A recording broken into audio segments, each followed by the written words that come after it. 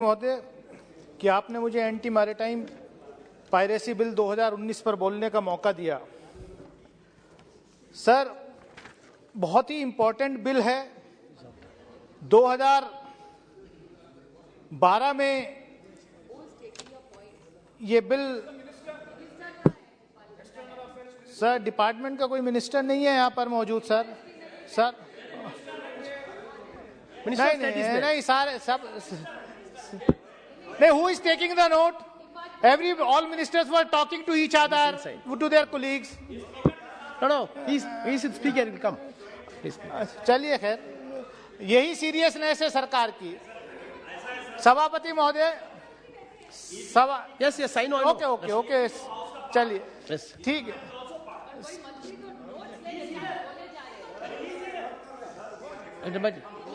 यही सीरियसनेस है सरकार की। बहरहाल देर आए दुरुस्त आए। 2012 में इस बिल को इंट्रोड्यूस हुआ था, 14 से 19 का टाइम निकल गया। अब ये बहुत ही इंपॉर्टेंट बिल है, इसकी सीरियसनेस को इस तरीके से खत्म ना किया जाए। मैं सभापति महोदय, मैं आपके माध्यम से सिर्फ इतना ही कहना चाहता हूं। सभापति महोदय, मतलब ट्रेजरी बेंचेस का ये हाल है, अपनी गलती मानने को तैयार नहीं है और जो है शोर मचा रहे हैं। मुझे तो अपनी बात करने दीजिए, मुझे तो अपनी बात करने दीजिए। I already told the minister. I have already agreed. Please address the chair, please. सभापति महोदय, मैं तो आप ही को एड्रेस कर रहा हूँ। प्लीज अब ये जो है बार बार डिस्टर्ब करें, मैं तो ये कह रहा हूँ ये इतना अच्छा लेजिस्लेशन है, बहुत जरूरी लेजिस्लेशन है। मैं सरकार को कॉम्प्लीमेंट कर रहा हूं कि देर आए दुरुस्त आए, ये बहुत जरूरी है, बहुत जरूरी था। और मैं इस बात को मानता हूं कि पहले जमाने में धरती पर जंग हुआ करती थी, फिर हवा से हुई। अब असली खतरा पानी के अंदर है, और पानी के अंदर जो है आने वाला वक्त, अगर कोई युद्ध होगा तो वो पानी पे ही होगा। और पानी के अंदर अगर सिक्योरिटी के लिए हमारी सरकार जो है सीरियस नहीं होगी तो ये बहुत उसकी बात है। इसलिए मैं तो कॉम्प्लीमेंट कर रहा हूं कि सरकार इस बिल को लाई है, अच्छा बिल है। मैं सभापति महोदय, मैं सिर्फ इतना ही कहना चाहूंगा कि देखिए, ये 1982 में यूएन में ये हमारा जो कमिटमेंट था और फिर रेटिफाई किया 1995 में, उसके तहत ये बिल लाया गया। United Nation Convention on Law of Sea adopted by India in 1982 and ratified in 1995।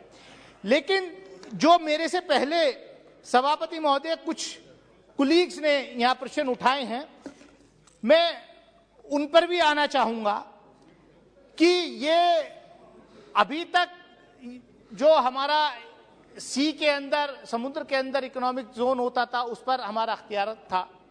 लेकिन समुद्री डकैत जो होते हैं, जिनको हम पायरेट्स कहते हैं, ये किसी से छुपा नहीं है कि सैकड़ों बेगुनाहों को, भारतीय बेगुनाहों को उन्होंने किडनैप किया, कई की हत्याएं भी हुई। लेकिन क्योंकि कानून ना होने की वजह से वो सब, उन पर कोई बड़ी कार्रवाई नहीं हो सकी। कानून लाया जा रहा है, अच्छी बात है, लेकिन कानून बिल जो है वो ऐसा होना चाहिए, कानून ऐसा लाया जाना चाहिए क्योंकि इसके इंटरनेशनल रिपरकशंस भी होंगे। मैं व्यक्तिगत रूप से, और इस सदन में कई सांसद जो हैं ने ये बात रखी कि डेथ पेनल्टी जो है वो बहुत, ऑनरेबल सुप्रीम कोर्ट ने भी कहा death penalty should be given in the rarest of the rare cases. लेकिन यहां हम अगर अटेम्प्ट टू मर्डर अटेम्प्ट को भी डेथ पेनल्टी उसका जो है क्राइम तय कर रहे हैं, तो वो वाकई चिंतनीय है।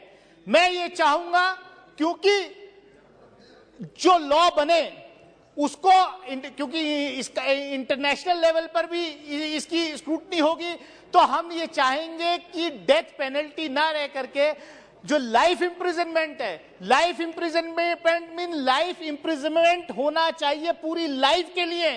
और इसमें ये क्लॉज भी हो जाए कि सरकार को कोई रिमिशन देने का अख्तियारात ना रहे, जैसे इटली के 2 नागरिकों को जो पकड़े गए फिशरमैन्स की डेथ में उनको छोड़ दिया गया, और यह जैसे गुजरात के अंदर अभी बिल्किस बानो के केस में सरकार ने लाइफ इंप्रिजनमेंट को 14 साल की सजा को रिमिशन किया। इस बिल के अंदर ऐसा क्लॉज डाला जाए कि जिनको गुनाह सजा दी जाए वो लाइफ इंप्रिजनमेंट दिया जाए, डेथ पेनल्टी ना हो, लेकिन सरकार के पास रिमिशन का कोई अख्तियारात नहीं रहना चाहिए।